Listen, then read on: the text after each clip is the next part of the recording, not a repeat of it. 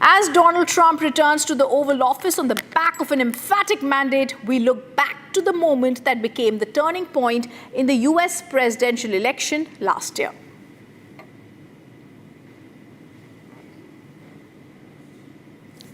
Donald Trump's oath-taking today, and as we're going to go across to guests to get a sense of what's been happening, this is the second time the 47th U.S. president is now going to be returning to the Oval Office. I want to first go across to the former ambassador of India to the United States, Taranjit Singh Sandhu, who's joining us. I welcome you, Mr. Sandhu, on the show, and I've been looking at a lot of information on X and other platforms that you've written. One, of course, being what you spoke about, the strategic partnership that has deepened in the last few years, including in areas of technology, defense, space, and AI, particularly aimed, as you've written, at helping development-oriented programs of the people. Mr. Sandhu, how are you looking at this strategic partnership now that Trump is going to be in the Oval Office again? Thank you for having me on your show. Firstly, I think President Trump is not new, as you know. You have yourself indicated he was the 45th president. And in that phase, he had a good and important relationship with us. So that's why I am very confident that when he comes back as the 47th president this evening, this relationship will further deepen. You have mentioned strategic. In fact, if you just go back to the time when he was the president, and that's when I went in there as ambassador, and he also came in for the well-known famous visit in 2020 February here. So if you look at any of the aspects, in fact, Indo-Pacific terminology was coined during his administration. The Quad push was given during his time. And when he was leaving, he in fact awarded one of the highest civilian awards for Prime Minister Modi for his contribution to the Quad and India-U.S. relationship. So therefore, you can certainly be sure that in a very difficult world today, India will be playing an important role along with the United States.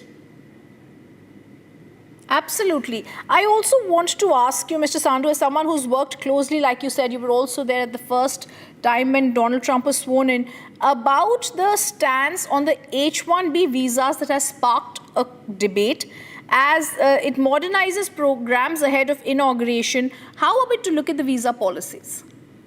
So I'll just take a minute. In this, it's very important to see that what you are describing as Trump 2.0, that the entire election this time was indeed focused on economy, that is the cost of living, security, law and order, and as part of that, immigration also came in.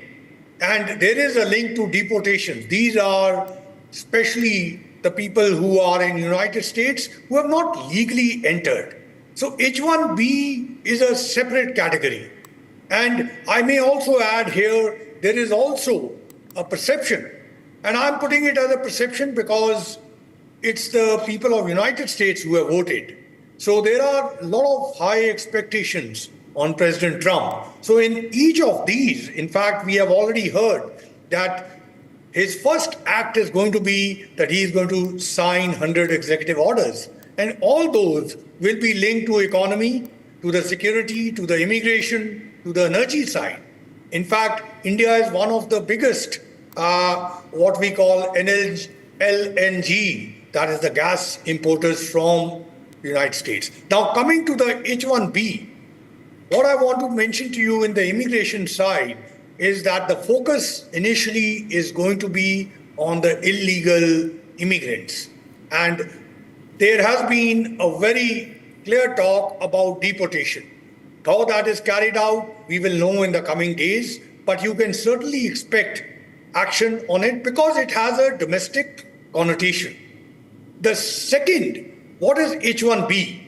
And here, I will only draw you to President Trump's his own statements during the electioneering that people who have come into United States and who are bringing value, economic value, and adding to their economy, he would like the students who are studying in United States and who get their degrees to be legal workers there and subsequently what you call as legal immigrant. But having said that, I'll be Yes. frank enough with you, there are two opinions within the Trump constellation. One, which is talking that H-1B visas are very important. In fact, that includes people like Musk. And there are also some people like Steve Bannon who have not been talking favorably on H-1B. Yes. But again, the devil is in the detail. Absolutely. I thank you, Mr. Sandhu, for being with us as we're going to clearly watch the return of the Republicans in the United States. Thank you, sir. Thank you. Viewers, our top 4